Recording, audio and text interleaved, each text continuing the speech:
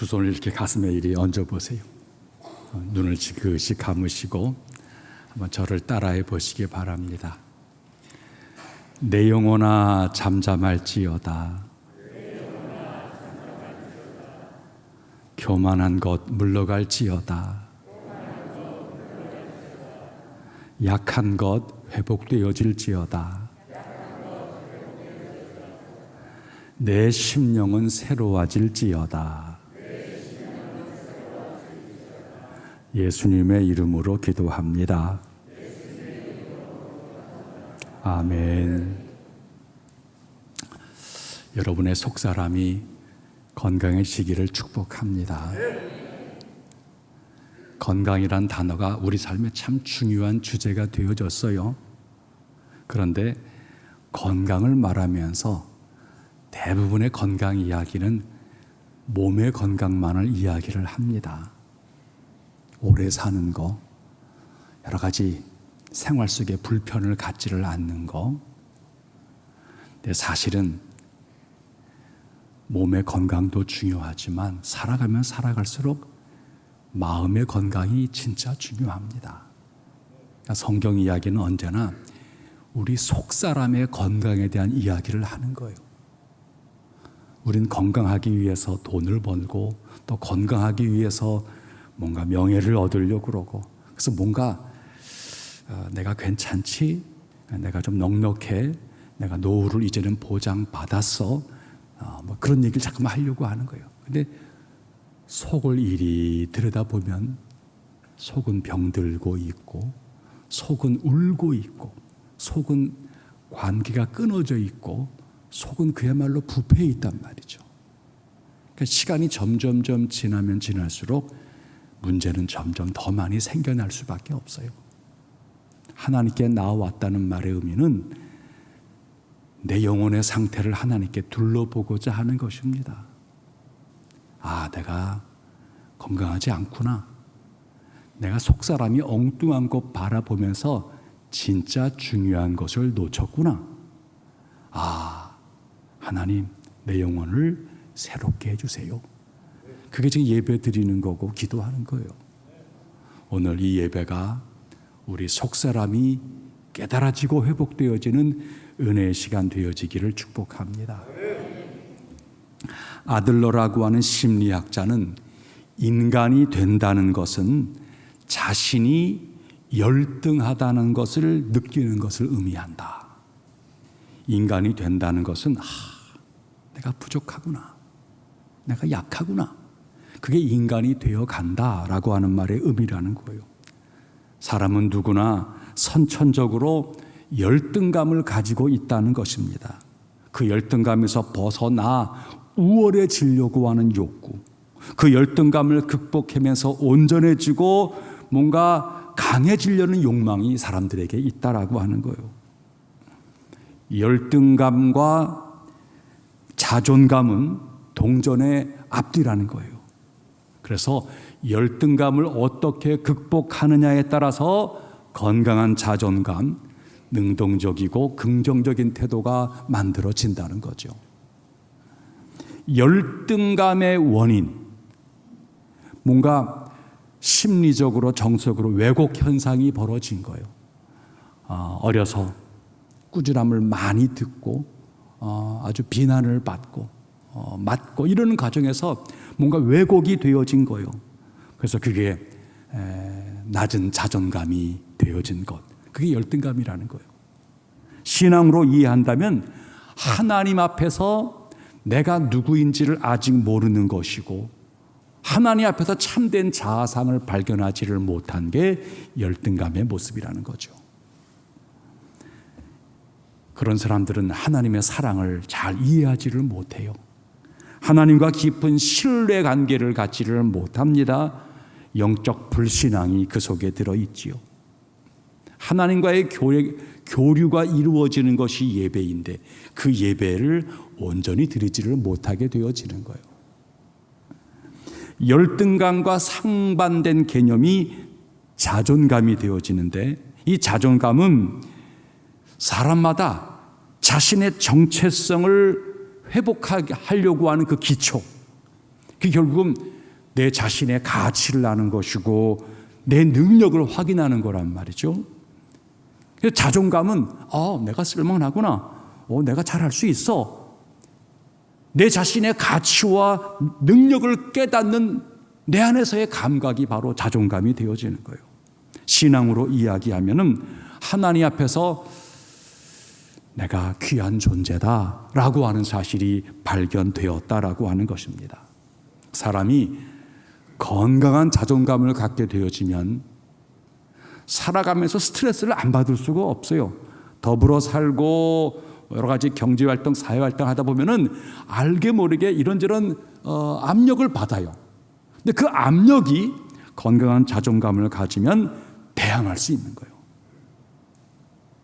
내게 험한 말을 들을 적에 자존감이 약하면 맞아, 난 그래. 주눅드는 거예요. 그러나 너는 그렇게 말하지만 아니야. 나는 하나님께서 나를 너무너무 사랑하셔. 이런 믿음, 이런 건강한 영적 자존감을 가지면 우리는 새롭게 반응하고 이겨내게 되어지는 것이죠. 신앙생활은 열등감의 굴레에 빠진 우리들이 건강한 자존감을 회복을 하면서 하나님의 자녀로서 살아가려고 하는 것을 돕는 게 우리 신앙생활이 되어지는 것입니다. 오늘 성경 이야기는 이스라엘의 너무너무 귀한 지도자 사무엘, 이 사무엘의 어머니 이야기, 한나의 이야기입니다. 그녀가 어떻게 사무엘을 임신해서 키웠는지에 관한 이야기가 오늘 본문입니다. 사실 이 한나는 자식이 없었던 여인이었어요. 그래서 극심한 열등감과 좌절을 경험한 사람이었어요. 하지만 이 여인은 그를 극복합니다. 하나님 앞에서 자신을 새롭게 만들어내는 거예요.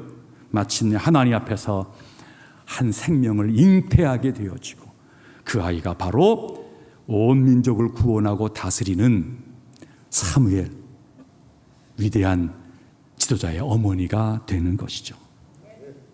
자, 그런데 한번 본문을 바라면서 이 한나가 당했던 고통, 그 열등감이 무엇인가 한번 둘러보는데요. 자, 앞장 1장 6절과 7절, 1장 6절과 7절 말씀 볼까요? 다 같이 시작. 여호와께서 그에게 임신하지 못하게 하심으로 그의 적수인 분인나가 그를 심히 격분하게 하여 괴롭게 하더라. 매년 한나가 여호와의 집에 올라갈 때마다 남편이 그같이 하매 분인나가 그를 격분시키므로 그가 울고 먹지 아니하니. 엘가나라고 하는 남자가 있어요. 먼저 한나와 결혼을 했어요. 근데 한나가 자식이 없는 거예요. 그래서 두 번째 여인을 얻은 거예요. 분인나라고 하는 여인을. 교만한 여인이었어요. 자식을 낳았어요. 그 자식을 낳은 다음에 정실되어지는 한나를 괴롭혔다는 거예요. 자, 한나는 자신의 약점이 너무나 고통스러운 거예요. 그 약점을 누군가가 헤집고 공격할 때에 상처와 열등감이 우리 속에 생겨나게 되어지는 것이죠. 그 공격이 가까운 곳에서 자주 지속적으로 이루어지게 되어지면 사람은 열등감에 깊이 빠져들게 되어지는 것입니다. 가정이 참 중요해요. 가정이 제일 많은 시간을 공유하고 제일 많은 대화를 나누는 게 가정이란 말이죠. 가정에서 어떤 언어 생활을 하느냐가 굉장히 중요한 삶의 내용입니다.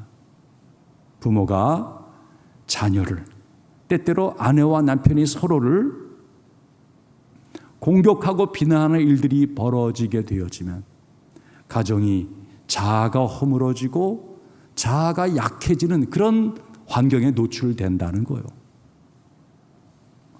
바깥에서의 공격에 대해서 받는 충격은 덜해요, 조금. 하지만 가장 가까운 사람에게서 받는 충격은 훨씬 더 크죠. 시편 55편 12, 13절입니다. 나를 책망하는 자가 원수가 아니라 원수일진데 내가 참았으리라. 나를 대하여 자기를 높이는 자는 나를 미워하는 자가 아니라 미워하는 자일진데 내가 그를 피하여 숨었으리라. 그는 곧 너로다.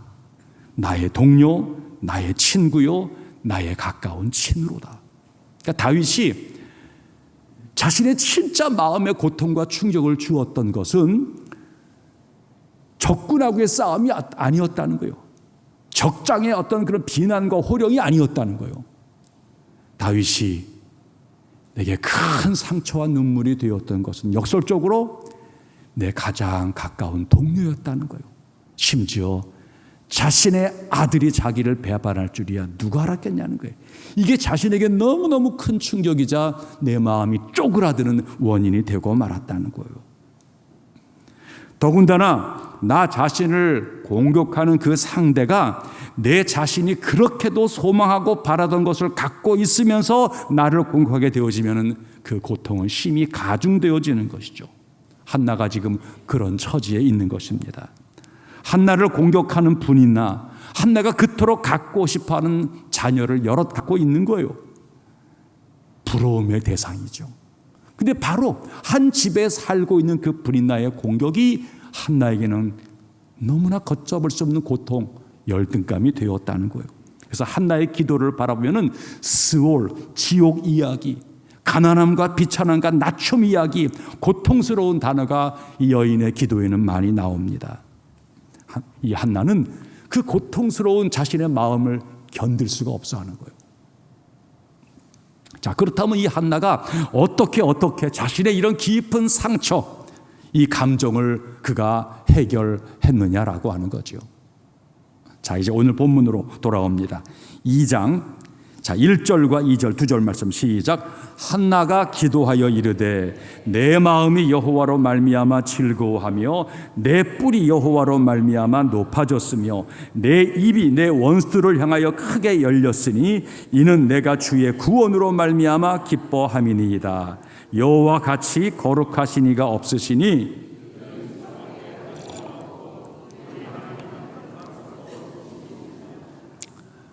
한나 자존감이 푹 떨어졌어요. 열등감이 깊은 거예요. 고통과 눈물이 마르지를 않는 거예요. 그러나 고맙게도 이 한나, 이 낮은 자존감 속에서 한나가 지속적으로 한 일이 뭐냐? 예배의 자리로 나아갔다는 거예요. 자녀가 없으므로 열등감, 낮은 자존감 속에서 그가 눕거나 어둠에 갇히거나 헤매이지만 않고 한나, 예배의 자리를 지키고 하나님께 경배하는 일을 멈추지를 않았다는 거예요. 하나님은 우리를 찾으시는 분이고 동행하시는 분이시지만 또 기다리시고 이끄시는 분이세요. 열등감으로 인한 극심한 마음의 고통이 절정에 이르렀을 때 한나는 하나님을 찾아 나섰다는 거예요. 하나님께 매달렸고 하나님 앞에서 자신의 마음의 고통을 토했다는 거예요. 모든 사람은 어른이건 노인이건 힘이 세건 난폭하건 상관없어요. 모든 사람의 마음속에는 따뜻하게 보호받고 보살핌을 받아야 될 정서적인 어린아이가 들어있다는 거예요. 모든 사람은. 아이에게는 심리적이고 영적인 자애로운 엄마가 필요해요. 이 엄마는 위기와 스트레스 상황에서 아이를 보호해주고 위로해주며 심리적, 영적으로 평안을 주는 아이의 마음속에 안전기지 역할을 하는 거예요. 좋은 엄마와 애착관계가 잘 형성된 아이, 엄마가 옆에 없어도 잘 지내요. 엄마 생각만 해도 이 아이는 힘을 냅니다. 한나, 자신의 마음속에 안전기지 역할을 해주는 것이 바로 예배 자리였고 전능하신 하나님의 품이었다는 거예요. 한나 너무너무 절박했어요. 너무너무 고통스러웠어요. 바로 그 안전기지 역할, 하나님의 품으로 달려간 것입니다. 본문 앞에 1장 6, 7절 아까 읽었던 내용인데 한나가 매년 여호와의 집에 올라갈 때마다 남편이 그같이 하매 분인나가 그를 격분시켰으나 그가 울고 고통스러웠다라고 표현하는 거예요. 남편이 그같이 하매, 사실 남편이 한나를 위해 주었어요. 남편 엘가나는 하나님께 예배 드리러 갈 때에는 분인나와 그의 자녀들에게도 이거 하나님께 이거 예물을 바쳐라, 이거 제물을 가져가라, 제물을 일주일에 헌금을 다 준 거예요. 그러나 한나에게는 갑절로 주었다는 거예요. 남편이 좀 더 사랑해 준 건 맞아요. 하지만 남편이 더 큰 사랑을 주었지만 그것이 한나의 마음의 고통을 해결해 주지는 못했다는 것이죠. 한나, 하나님 앞에 나아갔어요.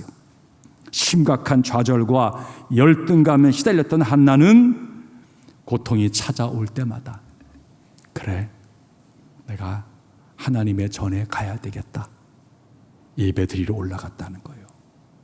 여러분, 그리스도인의 삶이라는 것은 나와 직장, 나와 학교, 나와 사회, 이런 단선적인 삶이 아니에요.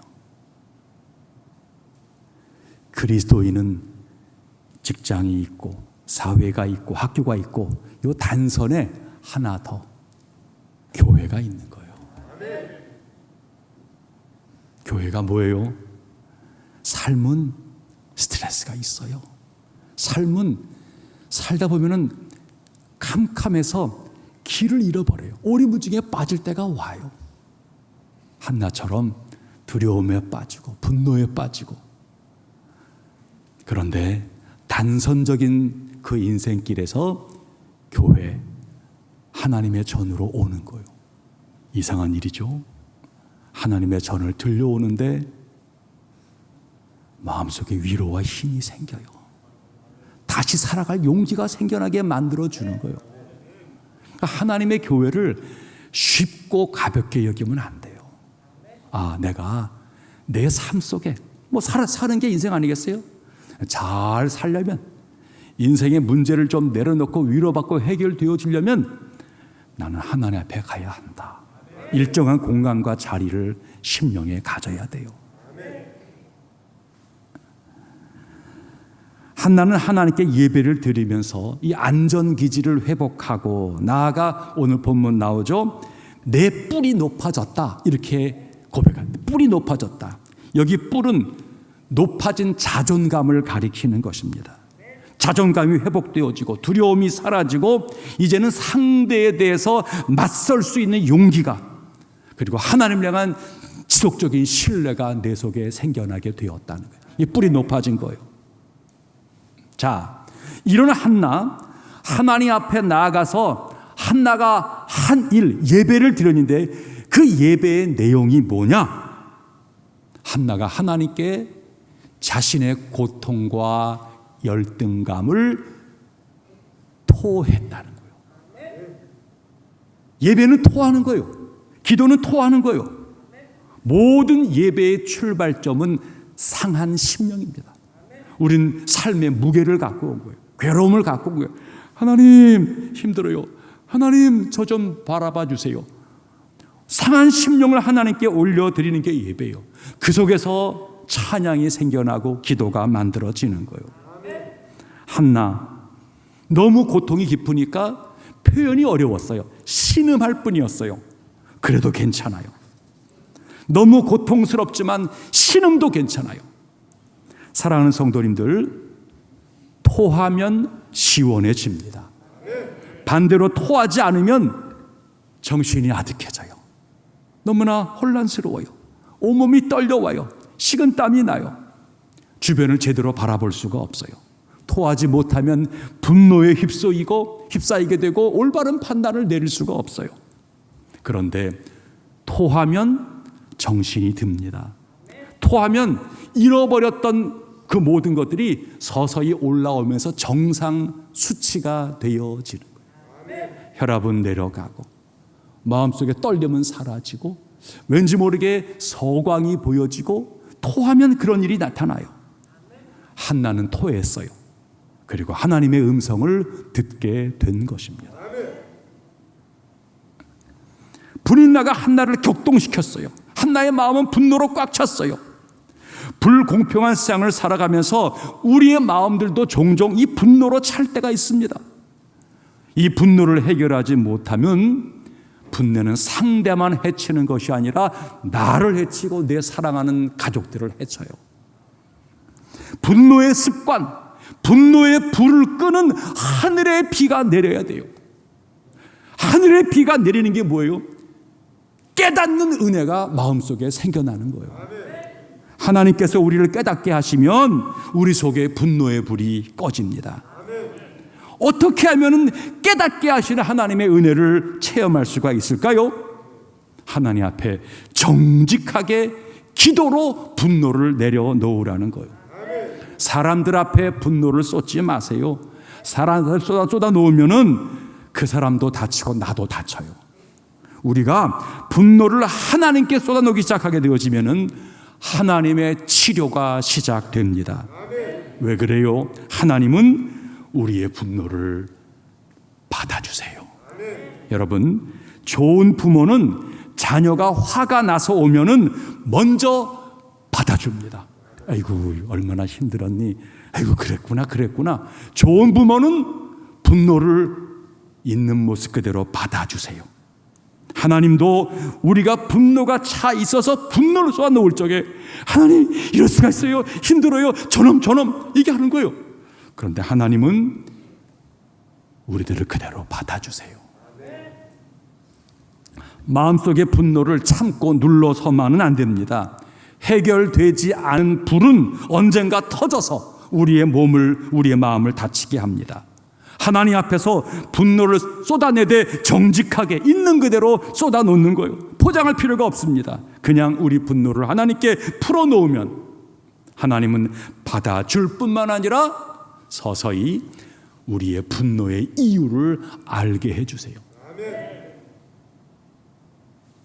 좋은 부모는 자녀가 진정되면 문제가 무엇인지를 가르쳐줘요. 많이 힘들고 화가 났었지? 좀 이제 물 한 잔 마셔라. 등을 두드려주고 위로해주고 다 들어주면은 나중에 부모님이 그런데 말이야, 분노의 원인을 가르쳐주고 또 내 상태도 알려주시는 거예요. 하나님은 죽이기도 하시고 살리기도 하시는 분이라고, 하나님만이 해결이라고 하나님께 기도를 쏟아내 놓았어요. 사람을 향해서는 할 말이 없었어요. 남편도 자기를 사랑하는 건 맞아요. 하지만 남편에게 이야기를 할 수가 없는 거예요. 해도 해답은 안 돼요. 너무너무 힘들어서 울부짖었어요. 말이 안 되니까 신음만 내어놓았어요. 제사장도 아니, 이 여자가 대낮에 술 취했나 왜 이러는 거야 라고 말할 정도였어요. 하지만 하나님은 알아들으셨어요. 성도님들, 분노가 치밀 때 가능하면 사람들에게는 침묵하세요. 그러나 하나님께는 기도로 쏟아내시기를 바랍니다. 기도하며 소리쳐도 괜찮아요. 울어도 괜찮아요. 기도하다가 너무 힘들어 침묵해도 괜찮아요. 분노가 심하면 기도조차 힘들 수 있어요. 괜찮아요. 하나님은 아세요. 하지만 기도하게 되어지면 어느 순간 침묵이 찾아오고 감정이 흐르고 눈물이 흐르는 중에서 하나님과 내가 소통된다는 것을 느끼게 될 거예요. 내 기도를 받으셨다. 내 억울함, 내 하소연을 들어주었다. 이게 이제 기도 속에서 깨달아지게 되어지면 우리는 비로소 새롭게 토하고 나니까 문제를 달리 볼 능력이 생겨나는 것이죠. 우리가 분노의 불에 휩싸이지 않고 정직하게 하나님 앞에 토해내 놓으면 하늘에서 은혜의 단비가 내리는 거예요. 깨닫게 하시는 주의 은혜가 임하는 거예요. 자, 7절로 9절 말씀, 7, 8, 9절 시작. 여호와는 가난하게도 하시고 부하게도 하시며 낮추기도 하시고 높이기도 하시는도다. 가난한 자를 진토에서 일으키시며 빈궁한 자를 거름덩이에서 올리사 귀족들과 함께 앉게 하시며 영광의 자리를 차지하게 하시는도다. 땅의 기둥들은 여호와의 것이라. 여호와께서 세계를 그것들 위에 세우셨도다. 그가 그의 거룩한 자들의 발을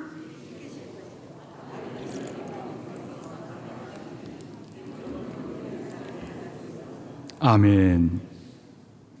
저는 8절 후반에 다 쏟은 한나, 하나님의 위대한 성품을 발견을 한나, 거기서 한나가 누리는 것은 뭐예요? 여호와께서 세우셨도다. 세우셨도다. 여러분, 마음이 허물어졌어요. 분노로 말미암아 가정이 허물어질 위기예요. 그런데 하나님께 토하고 나니까, 하나님이 들음을 깨닫고 나니까 하나님이 한나를 세우시고 무너진 것을, 가정을 세우시는 거예요. 연약한 한나의 기도를 들으신 하나님, 위로와 응답을 주었어요. 이 하나님의 임재와 응답을 경험한 한나, 자존감이 회복되어지고 앞날이 더 이상 불투명, 두렵지 않아요. 하나님께서 내 앞날을 지키시는구나, 돕구나, 이게 깨달아지는 거예요. 결국 뿔을 높여주시고 하나님의 이러이러한 복이 내게 있으리라 기대가 생겨나게 되어지는 거예요. 내가 헤쳐나갈 수 있겠다, 참아낼 수 있겠다, 이제 내가 견뎌낼 수 있겠다, 이런 마음이 한나의 마음속에 생겨나게 되었다는 거예요. 한나는 다시 살아났고 세워지게 되어졌어요. 바로 그 한나에게 하나님이 생명을 잉태케 하시는 거예요. 그 한나로 사무엘을 낳아 위대한 민족의 지도자, 어머니가 되게 하신 것입니다. 이사야서 54장에는 너무 놀라운 말이 있어요. 54장 1절에 이런 말이 있는 거예요. 잉태치 못하며 출산하지 못한 너는 외쳐 노래할지어다. 이는 홀로 된 여인의 자식이 남편 있는 자의 자식보다 많으니라. 말이 됩니까? 아니, 애를 낳지 못해서 정말 힘들어하는 그 여인을 향해서 너는 외쳐 노래해. 왜 그런 줄 알아? 홀로 된 여인의 자식이 남편 있는 자의 자식보다 많아질 때가 올 거야 라고 말하는 거예요. 메시아를 통한 하나님의 임재가 이루어질 때 어떤 일이 벌어질 것을 예고하는 것이죠. 이스라엘이 망할 때 이야기예요. 저들이 포로로 끌려가고 고난당할 때 이야기예요. 그러나 하나님을 끝까지 붙들게 되어지면 회복시키시고 세우신다는 거예요. 지금 잉태하지 못했습니까? 지금 생산하지 못했습니까? 여러분의 길이 막혀 있습니까? 사방으로 우겨싸움을 당해서 답답하십니까? 가난합니까? 불행합니까? 그것들에 분노로 힘겨운 그 마음만을 갖지 마십시오. 하나님께 토하십시오. 역설적으로 그것들 때문에 하나님께 나아갈 이유가 생긴 거예요. 토하시고 조금만 기다려 보세요. 하나님께서 홀로 된 여인이 남편 있는 자의 자식보다 많게 할 그 은혜가 반드시 있을 것입니다. 하나님께 토하는 자는 언젠가 역전의 날을 경험합니다. 이건 신앙생활에 너무나 많이 있는 이야기예요. 하나님은 회복시켜 주세요. 우리가 기도할 수 있다는 것은 자랑입니다. 기도는 하나님의 위대한 선물이에요. 수많은 갈등과 번민의 세상을 살아갑니다. 분노하지 아니하고 하나님께 마음을 쏟아놓고 가정과 일터에 하나님의 임재를 구하는 거예요. 하나님만 계시면 됩니다. 하나님만 내 마음을 들어주시면 됩니다. 하나님께 쏟아 놓는 거예요. 하나님께 쏟아 놓는 자는 해결을 얻어요. 그러면 속사람이 건강해지는 거예요. 여러분, 아무리 좋은 것 먹고 헬스로 운동을 하고 노후 자금 준비해 놓고 아무리 명예를 쌓고 암만 해보세요.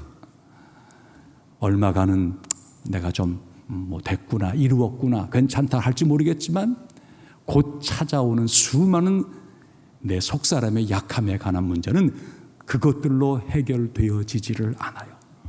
결국은 일하면서 분노하고 모아놓고서 불평불만이 가득하고 만족함이 없고 그 속에서 끝없는 갈등과 대립을 만들어가는 이 악순환의 잘못된 구조, 여기에서 해방되어져야 돼요. 사람과 세상에서 해결할 일이 아닙니다. 주의 전에서 기도함으로 하나님 앞에서 여러분의 영혼이 건강해져야 돼요. 여러분이 건강해져야 가정이 건강해져요. 여러분과 함께하는 사람이 복을 받게 되어지는 거예요. 교회가 이 땅에 많은 사람들과 생에 할 일이 그거예요. 우리가 하나님께 쏟아놓는 사람이 되어져서 자꾸만 분노지수가 높아져 가고 갈등지수가 깊어져 가려는 이 세계에서 적어도 성도는, 교회는